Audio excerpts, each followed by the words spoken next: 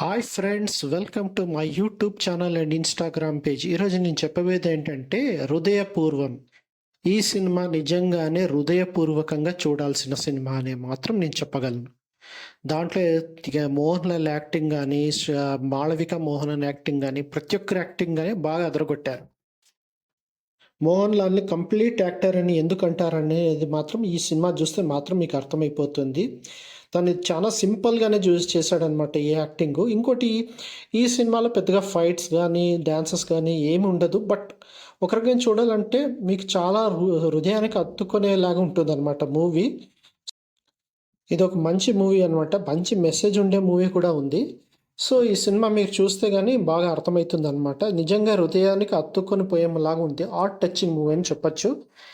ఇలాంటి మరెన్నో విషయాల కోసం నా యూట్యూబ్ ఛానల్ సబ్స్క్రైబ్ చేసుకోండి. Thank you.